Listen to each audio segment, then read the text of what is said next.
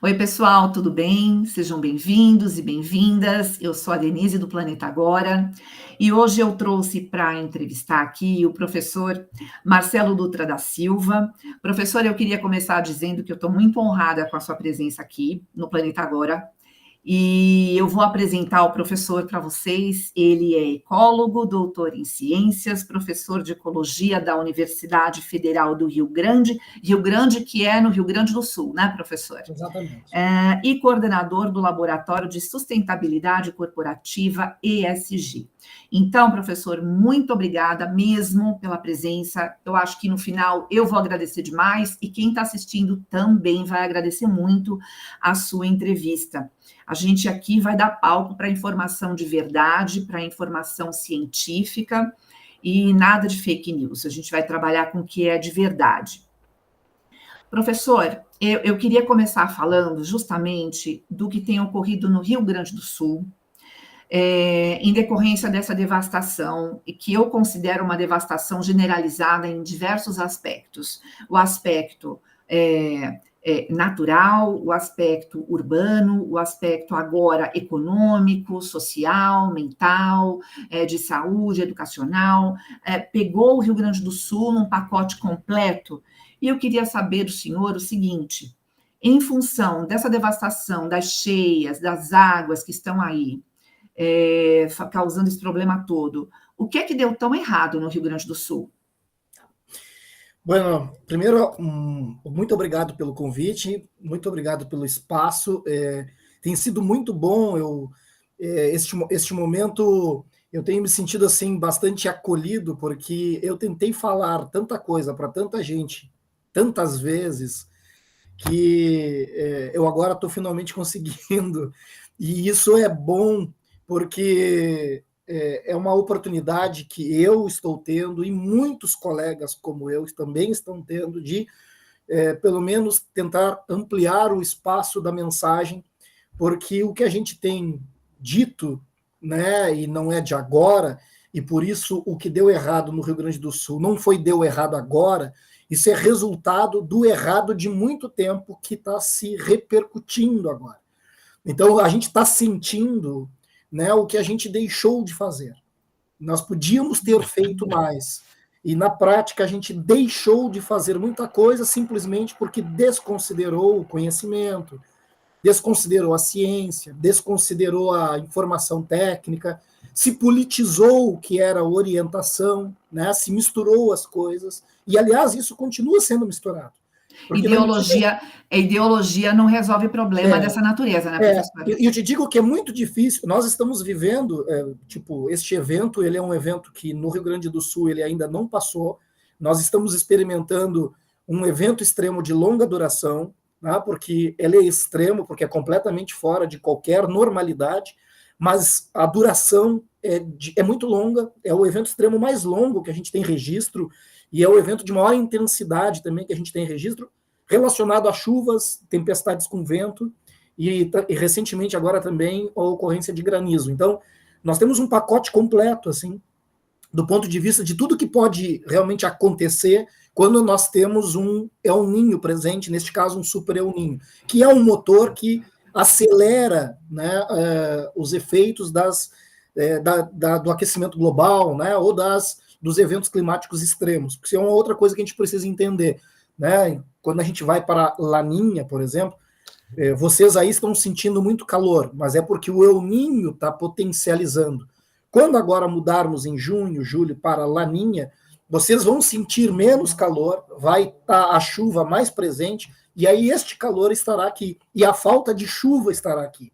E este é um evento extremo que por aqui a gente vem experimentando há bem mais tempo, né? Às vezes as pessoas não percebem ou não se dão conta de que, no caso do Rio Grande do Sul, eventos extremos a gente vem experimentando há muito tempo, só que muito mais relacionados à estiagem, à falta de chuvas, do que, na verdade, a precipitações muito anormais.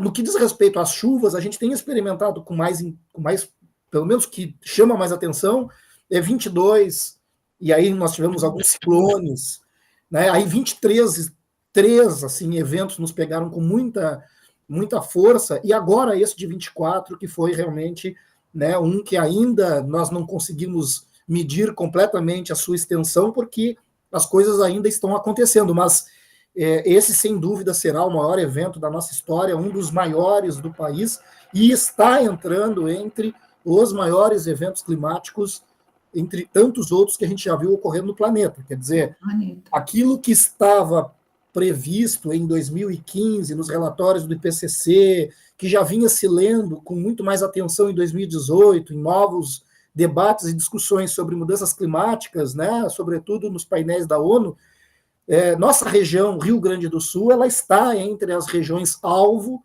para essas mudanças mais intensas do modelo climático. Então, aqui, as mudanças não são, ou não serão tênues, elas serão muito intensas, né? Serão viradas muito rápidas. E isso já estava previsto para acontecer, e está previsto para acontecer em determinadas regiões. A nossa é uma.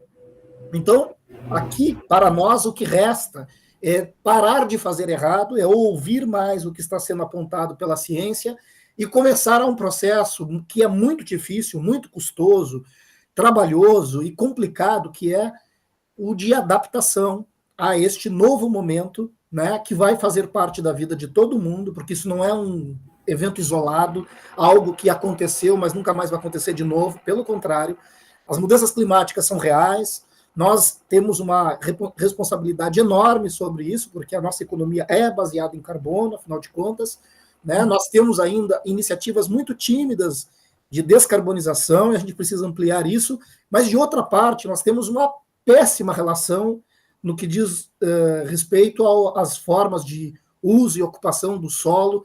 Então, não respeitamos limites da natureza, e nas cidades nós construímos verdadeiras arapucas, porque nós nos posicionamos em ambientes que são considerados de risco. Portanto, tem muita coisa para a gente mudar, e eu espero que este evento nos traga alguns aprendizados. Com certeza, professor, é coisa demais, é um pacotão completo para pensar e agir. Eu fiquei me perguntando, eu sou ignorante no assunto, então eu vou perguntar para o senhor, né, já que eu não consegui me responder. O Japão e a Holanda, eles têm, assim, eles são países na rota de enchentes lá, né? Até porque a Holanda é o que a gente chama de Países Baixos, está abaixo do nível do mar, enfim, eles têm sistemas extremamente eficientes com relação à drenagem de água, enfim, não alaga. E eu queria saber se existe um sistema parecido, se o sistema que existe lá em Porto Alegre, por exemplo, é parecido com o da Holanda ou do Japão, não tem nada a ver, ou como é que funciona? Existe um comparativo? Não, não chega a ser um comparativo com a Holanda, mas é um sistema que ele tem condições de funcionar desde que ele esteja sendo auxiliado por outras, vamos dizer assim, por outras estruturas, né, que também trabalhem junto para reduzir os efeitos de inundações, né, e para combater os alagamentos. Que isso são duas coisas importantes a serem consideradas. Primeiro, nós não estamos sofrendo o alagamento. Os alagamentos estão vindo depois. O que a gente está sofrendo é uma inundação. O alagamento é aquela precipitação local em que uma área do terreno não tem capacidade, então, de drenar aquele volume de água precipitado e acabar alagando. Então, para isso, nós utilizamos, enfim, o sistema de bombas, canais de drenagem, para jogar esta água num lugar seguro, que normalmente é um corpo hídrico no entorno.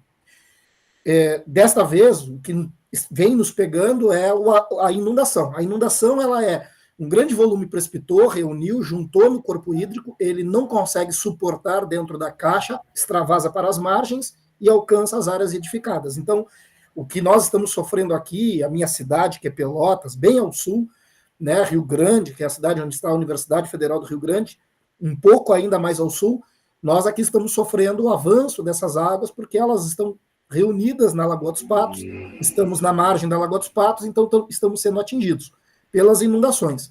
Bom, com relação às inundações, nós temos estruturas que podem ser edificadas, a modelo de outras que estão aí pelo mundo, como, né, na Holanda, por exemplo, mas nós temos outras estratégias que têm mais a ver com as características dos nossos terrenos e paisagens. Por exemplo, nós deveríamos respeitar mais o limite das margens. Nós deveríamos utilizar as margens como faixa de proteção. E a gente não faz isso. E muito das margens que estão ocupadas agora, elas não foram ocupadas há 100, 200, 300 anos. São muitas margens que foram ocupadas bem recentemente. Outras são obras de aterros, né, de ampliação. Ou seja, nós construímos ambientes de risco, ocupamos ambientes de risco e poderíamos ter evitado e utilizado este espaço de margem como faixa de proteção. Quanto a isso, a gente já, na verdade, nem precisava de mudança climática para nos alertar do perigo. Isso sempre foi colocado como perigo. Aliás, está na legislação que ambientes com essas características de margem, né, baixo plano e úmido, eles são ambientes que não deveriam ser edificados porque eles representam por si um risco por conta do pulso de inundação. Então, quando a gente se depara com eventos que promovem a inundação, esta água toda ela tem que ter para onde fugir quando ele não cabe mais no corpo hídrico. E esta margem ela tem que estar livre para que esta água flua e depois ela seja dispensada devagar, sem causar grandes transtornos. O problema é que a gente insiste em fazer errado e agora tenta buscar soluções mágicas e até muito caras para continuar fazendo errado. Então, a minha preocupação, e aí eu tenho batido muito na tecla agora da reconstrução, a reconstrução se trata numa oportunidade dolorida, é verdade, mas é uma oportunidade da gente repensar as formas de fazer. Reedificar o que foi destruído, o que foi perdido, exatamente no mesmo ponto, no mesmo lugar, para ali adiante, num novo evento, perdermos tudo de novo, é pouco inteligente, é insano. Então, o que a gente precisa agora é buscar formas mais seguras de empreender, formas mais seguras de alocar os empreendimentos, então as áreas residenciais e as infraestruturas, e aproveitar muito desses ambientes que estão associados ao ambiente de margem como faixa de proteção e até como estratégias de cidades esponjas. Agora a gente fala tanto em cidades esponjas, só que a gente não percebe que nós já somos, pelo menos aqui, nós já somos cidades esponjas, porque boa parte das nossas cidades que estão sendo atingidas, elas têm no seu contexto ambientes que exercem o trabalho, a função, o serviço ambiental de ser esponja. Só que um pedaço da cidade está em cima, ele não pode estar lá. Então, essa é a diferença. Então, talvez aqui, antes da gente importar uma tecnologia que é muito conhecida em outro lugar, quem sabe a gente deva fazer aqui algo que já está presente, que faz parte do nosso contexto, que a natureza nos proporcionou, a gente só tem que se ajustar a ela. Por isso que tem que se falar mais sobre adaptação das cidades, né, e investimento pesado em prevenção. Entendi. Essa questão de se urbanizar em cima do que não é urbanizável, né? Isso. É uma briga do homem com a natureza, né, professora? É uma briga do homem. E aí o homem perde. Perde. Assim, eu acho fantástico. Assim, nós temos, por anos aqui, eu passei, né, esse dia até fiz um compilado assim, de alguns artigos. Eu tenho pastas de texto, eu escrevo com regularidade para um jornal local aqui. Já há muito tempo, eu já tive assim discussões das mais diversas por conta dessa nossa estratégia equivocada de crescer para o lado errado, justamente na tentativa de mostrar que é lindo morar de frente para um corpo hídrico, né? Tem aqui o Arroio Pelotas, tem casas fantásticas, está todo mundo fora de casa neste momento. Né? Tem no Canal São Gonçalo, casas lindas e maravilhosas, está todo mundo sob alerta e saindo de casa neste momento. Tem condomínios fantásticos, caríssimos, os metros quadrados mais caros aqui da minha cidade. A minha cidade é uma cidade que tem uma pujança muito grande na construção civil de alto padrão. Né? Então, assim, são residências belíssimas, condomínios belíssimos, tem prédios fantásticos. Essas pessoas estão todas sob alerta e muitas delas fora de casa nesse momento. Por quê? Porque avançamos para onde não devíamos. E esse não devíamos foi dito há muito tempo, por mim, por outros colegas, por muita gente. É tudo muito bonito. Só que quando nós nos deparamos com um evento como este, aí a realidade se mostra. Que não adianta só ser bonito, é bonito quando está tudo na normalidade. Só que pode fugir da normalidade. Então, não seria melhor nós termos formas de utilizar estes espaços, né, de uma forma coletiva, comum, como parques de visitação, como áreas de contemplação. A gente pode aproveitar bem esses espaços. Agora, áreas residenciais fixas, elas devem estar em outras áreas, em áreas mais seguras, onde um eventual pulso de inundação não vai alcançar. E se tivermos precipitações muito intensas, que sejam, né, contidas por estratégias de contenção e de drenagem eficiente. Então, aí que as cidades esponjas têm sentido, é aí que um sistema de drenagem, né, do saneamento tem sentido. Ou seja, a gente tem pensado muito pouco em planejamento da cidade, em segurança na cidade. As pessoas parecem estar pouco atentas a esses aspectos todos, porque isso faz parte do ambiente. Quando a gente chama atenção, eu sou uma pessoa que tem formação em ecologia, trabalho com este tema, e quando a gente começa a falar sobre isso, as pessoas ficam achando que é só coisa que a gente está querendo falar dos bichinhos e das plantinhas. É muito mais. É muito mais. Os bichinhos, agora está evidente que não é, né, professor? É muito mais do que isso. Né? Nós estamos falando de responsabilidade socioambiental, estamos falando de serviços ecossistêmicos, serviços ambientais, então é muito mais amplo. Exatamente. Eu tenho duas questões. A primeira é uma questão que eu tenho medo da resposta. O ponto em que estamos é o de não retorno da questão do aquecimento global e, consequentemente, crises climáticas. E a segunda é o papel dos gestores públicos antes, agora e depois. Como é que o senhor faz esse mapa desse... Porque antes não tinha, né?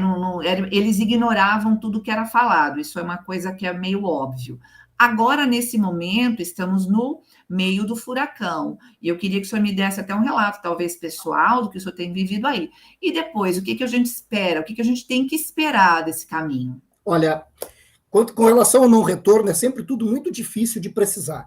Primeiro, é importante a gente dizer assim, sistemas ecológicos, e nós estamos falando de coisas do ambiente, estamos falando de processos ecológicos e coisas que na verdade, estão operando numa escala global e com efeitos muito localizados ou regionais. Bom, sistemas ambientais, eles, na verdade, são evolutivos e não lineares.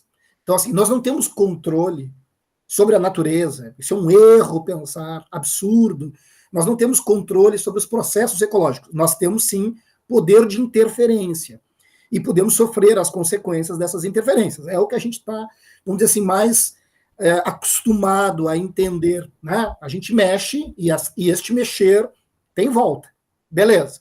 Mas, né, se a gente chegou já a um ponto de não retorno, para algumas coisas talvez, o nível dos oceanos continuará subindo, não interessa o que a gente faça, porque a carbonização, ela, né, a Terra está 1,7 graus mais quente, na média, isso significa que em alguns lugares está menos, mas em alguns outros lugares está bem mais. Ou seja, o clima está bagunçado demais em alguns lugares. E, de repente, pode ser por aqui, um destes lugares. Uhum. A outra coisa é que, se nós entendermos que no que já foi mexido no clima, isso só pode ser amenizado com as nossas boas ações daqui para frente, então talvez seja mais interessante a gente apostar na prevenção, na compreensão e educação sobre esses fenômenos e, claro, na adaptação permanente das nossas cidades daqui para frente. Ou seja, não preciso ter uma cidade destruída, atingida, completamente desorganizada para agora fazer alguma coisa.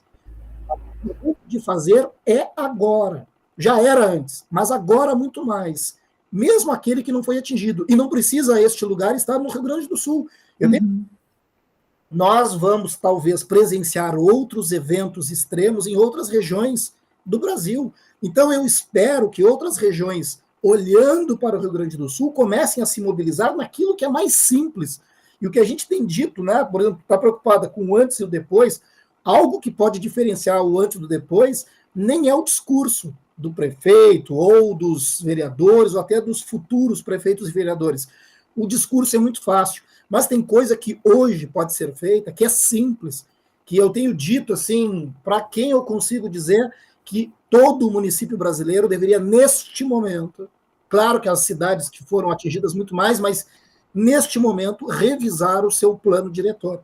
olhar para este projeto de cidade, porque é lá que está o projeto de cidade. É lá que está o do jogo dentro de um contexto municipal, sobretudo urbano. Mas é lá que eu preciso olhar para entender, olha, o projeto da nossa cidade é este. Que cidade nós vamos querer ter daqui a X tempo? Então, neste momento, toda a Câmara Municipal de qualquer município poderia fazer isso. Isso não custa R$1. Né? Não preciso de recurso, socorro para fazer isso.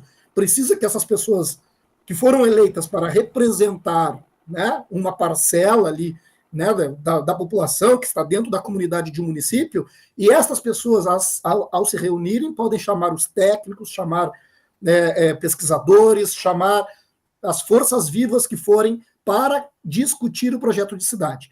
A segunda coisa que todo município, toda coleção, né, de representantes eleitos pode fazer é verificar que instrumentos de planejamento estão disponíveis para aquele município.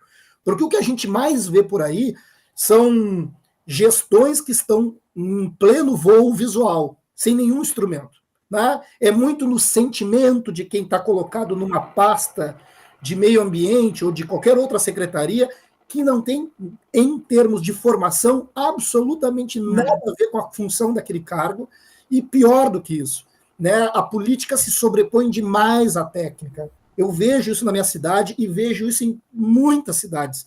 Técnica é uma coisa que está em segundo plano. Primeiro vem o interesse político, a posição política, o esforço. Os conchavos, enfim. Pode ser qualquer coisa do ponto de vista da política. As intenções até podem ser as melhores, mas são decisões que não são tomadas com base no planejamento, são tomadas com base no interesse político, seja ele qual for, pode até ser um bom interesse.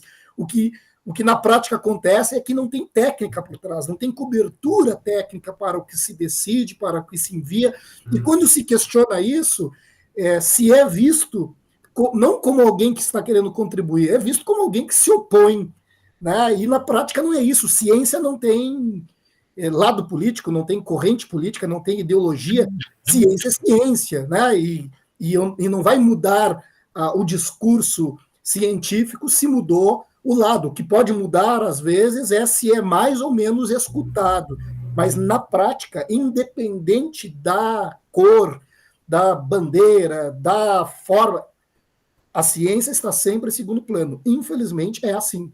E aí, a terceira coisa que eu acho que é fundamental e que a gente talvez pudesse recomendar como importante, todo município deveria discutir a implantação, né, e talvez aí o governo federal pudesse até comandar este processo, né, de propor que todo município tenha, né, por mais simples que seja esse município, mas todo município tenha um plano de emergência climática. Todo município já deveria começar a fazer seu plano de emergência climática, mesmo que não precise, mas é lá neste plano que a gente identifica onde estão as vulnerabilidades, que estratégias vamos utilizar, o que está sendo feito que fere este plano, porque aí vai acabar auxiliando ou regulando, né, as reformas num plano diretor, ou mesmo, né, o plano de saneamento básico, onde drenagem nesse aspecto é fundamental, e outras questões que são discutidas na cidade na sua forma de comportamento. Então, um plano de emergência climática é algo que agora, neste momento, precisa, vamos dizer assim, percorrer o país inteiro. Então, é fundamental que se tenha. É melhor ter um seguro e depois se precaver, né, de alguma questão que possa acontecer na vida da gente. A gente faz isso na nossa vida, né? Do que acontecer alguma coisa e depois sair correndo atrás do prejuízo. E neste caso, olha só, eu estou falando de coisas que elas não dependem de dinheiro, depende de organização, esforço, mas não é dinheiro. Não é dinheiro. A Câmara tem que se reunir, as câmaras, as diferentes câmaras, elas precisam se reunir, elas precisam conversar, elas precisam chamar a comunidade, fazer um jogo limpo, né? Chamar os técnicos, os professores, os pesquisadores. Este é o momento de começar a pensar nisso. Claro que em algum momento também vai ter que se pensar em responsabilidades, sobretudo nessa nossa região aqui que foi severamente atingida. Sim, é uma questão. São várias camadas, como dizem, né? São Muitas. várias camadas para se pensar a partir desse momento, quando for mexer na questão do Rio Grande do Sul. Eu queria finalizar a entrevista, professor. Infelizmente a gente vai terminar, mas eu gostaria de ficar conversando muito mais aqui, que o papo é maravilhoso. A gente só aprende, né? Queria saber do senhor o seguinte: pegando tudo isso e colocando um pouco dentro da nossa vida de indivíduo e de cidadão, né? Como é que a gente pode fazer essa migração do papel de espectador para o papel de ator dentro da nossa cidade, do nosso bairro, da nossa cidade, enfim, do nosso município? Como é que a gente pode contribuir para melhorar nesse sentido? Porque, ao que me parece, às vezes a gente vive na cidade como se ela não fosse nossa, a gente vive para olhar. Para olhar, olha, tá errado ali, a gente acaba não tomando atitudes. Então, o que a gente pode fazer? Votar melhor? Fiscalizar? O que dá para fazer? Olha, eu tenho dito, e olha, eu acho que de forma até muito repetida isso, mas não me canso de dizer. Primeiro, esse negócio da gente jogar só para o colo do político e dizer, olha, vocês não... Olha, para lá. Essas pessoas todas que estão aí, essa geração inteira de políticos que está aí, não está preparada da mesma forma que as cidades não estão preparadas para os eventos climáticos extremos. Não é uma geração de político que tenha sido eleito, né, dentro de uma percepção de que algo precisa ser feito para nos atender porque estamos em perigo. E isso não acontece assim porque as pessoas, de maneira geral, elas não têm menor ideia, né, do que é aquecimento global ou do que é evento climático extremo, a não ser que quando algum acontece e lhes é apresentado. Falta educação climática de forma geral para todo mundo. Tá? Isso é uma coisa importante. E é óbvio, né, se mudança climática e se os perigos das mudanças climáticas não estão no senso coletivo, nós não vamos conseguir esperar que a gente consiga eleger alguém que tenha essa percepção, né, porque o senso coletivo ou no senso coletivo as preocupações são outras. Então acaba que, né, as pessoas eleitas para assumir posições, né, de prefeito, de governador, de presidente, de deputado, né, de, enfim, vereador, são todas pessoas que elas refletem, né, a percepção geral, pelo menos da grande maioria da comunidade. Então, isso mostra o quanto nós estamos despreocupados com este tema. E aí está na hora da gente começar a se preocupar mais, e neste momento, pelo menos, aqueles que aflorarem para esta preocupação começarem a cobrar, porque o que a gente precisa, por parte das pessoas, é uma cobrança. E aí tem outra coisa interessante, que eu trabalho com sustentabilidade corporativa, o ESG, que é uma estratégia de mercado, é uma estratégia que as empresas, muitas estão, vamos dizer assim, migrando para isso, porque veem nisso como algo que pode lhes garantir um futuro não só melhor, mas uma resistência a um futuro por conta de uma maior consciência do consumidor, por conta de uma maior de uma percepção aumentada com relação às mudanças. As pessoas, de forma geral, estão desejando, né, práticas melhores e uma vida mais sustentável. Quer dizer, o consumidor, na média, está melhorando esse interesse e já consome de forma melhor. Mas isso que a gente, nas empresas, trabalha de uma forma tão intensa, talvez seja o momento da gente começar a trabalhar isso também na gestão pública, porque falta muita responsabilidade socioambiental na tomada de decisão da gestão pública, e este é um ponto importante. Quer dizer, a gestão pública, que é feita muitas vezes dentro das impressões ou interesses políticos, tem que começar a ver que, ao tomar uma decisão, se não tiver como base, né, algum elemento da ciência ou um instrumento como algo que permita um melhor planejamento, as consequências ali adiante podem ser terríveis, né? Porque quando a gente fala que a gente está empreendendo na direção de ambientes que são vulneráveis, sensíveis e sujeitos às inundações ou alagamentos, a gente está falando não é de nada ilegal, a gente está falando de empreendimentos que foram autorizados, licenciados, são excelentes empreendimentos, só que eles foram permitidos no lugar errado. Então, a administração pública tem que ser muito mais responsável e muito mais firme para poder ter o dever de dizer não quando é preciso dizer não e justificar este não. E a sociedade é que precisa cobrar isso. Exatamente, e não é o caso de um empreendimento, né, professor? Não. É o caso de centenas e milhares. De pedaços da cidade inteira. Neste momento, quase um terço da cidade de Pelotas, da população de Pelotas, está inserido numa zona que é de risco. E eu estou falando de um terço que mais ou menos cresceu, ou pelo menos ganhou volume, de 14 anos para cá. E faz no mínimo uns 20 anos que a gente está dizendo, não faz, mas fizeram. Fizeram. E aí a gente vê o resultado, né? O que eu percebo dentro de tudo que o senhor explicou é que existem alternativas e existem soluções, mas o trabalho é duro. É duro e tem muito a ver com escolhas e muito a ver com reposicionamento das empresas, porque é o que já está acontecendo mesmo, mas, sobretudo, da gestão pública, né? O comportamento precisa ser outro. Então, obviamente, vai depender do comportamento da sociedade, do comportamento das empresas, do comportamento do setor produtivo e do comportamento da gestão pública. Se nós não tivermos um reposicionamento de comportamentos, será muito difícil ser mais resiliente a esses eventos no futuro. O senhor indica agora uma coisa que eu nem tinha pensado, mas pensei agora, o senhor indica algum filme, algum livro, algum site para as pessoas se informarem sobre isso, mais e mais? Não, eu acho muito interessante as comparações, porque tu deve ter visto, tem um vídeo meu aí que viralizou, que é um alerta que eu fiz numa Câmara de Vereadores, e, enfim, em razão de dados que a gente vai coletando, mas eu recomendaria, tem sido feita muita associação desses filmes, em sempre que tem um cientista tentando dizer e depois, né?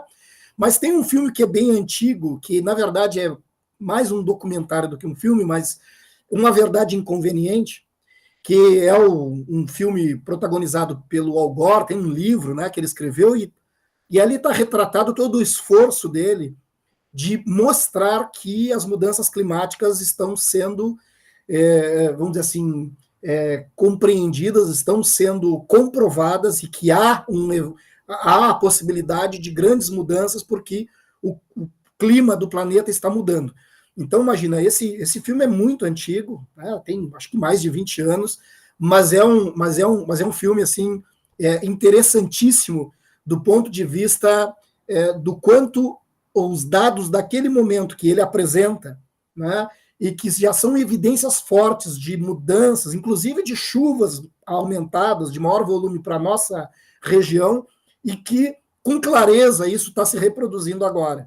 Então, assim, eu acho fantástico, parece que existe aí pelo YouTube, dá para procurar e achar, mas é muito interessante porque, primeiro, é o título, né? Uma Verdade Inconveniente. E toda vez que a gente tenta alertar ou mostrar alguma coisa que vai contra aos interesses ou que pelo menos tenta ser mais forte do que uma força política, se trata de uma verdade inconveniente. Exatamente. E temos recentemente aí o Não Olhe para Cima, né, professor? E aí, que é mais uma sátira.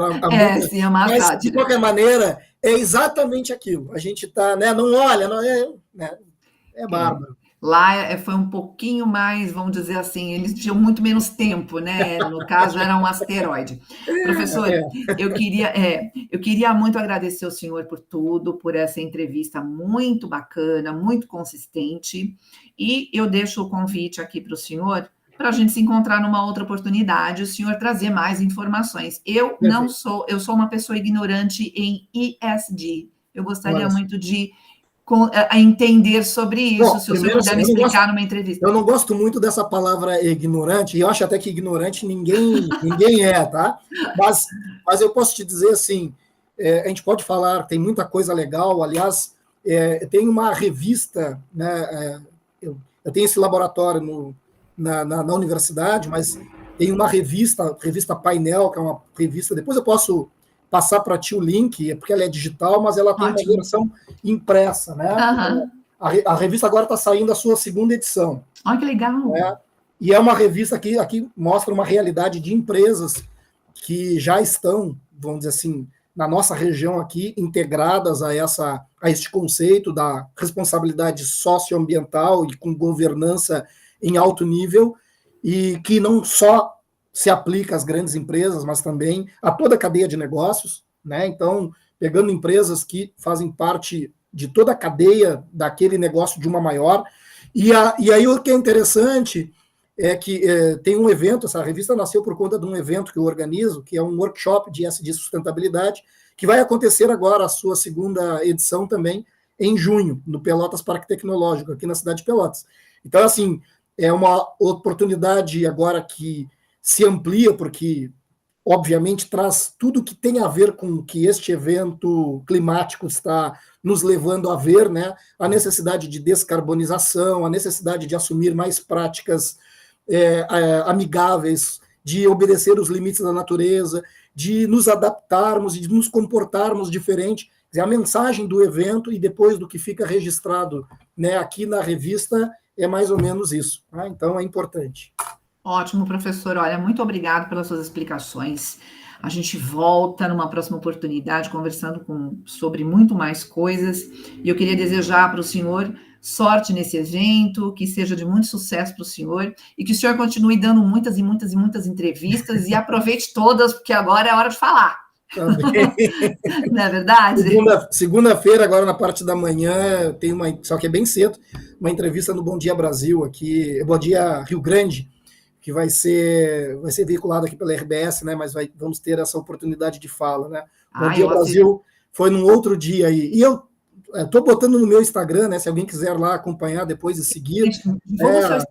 O seu Instagram, professor? É arroba Prof. Marcelo Dutra da Silva, né? Aí tem lá boa parte já das entrevistas, porque eu já perdi o controle, assim, então eu vou achando, eu vou colocando, fazendo recortes e tentando colocar ali para que as pessoas possam acompanhar o que está sendo dito.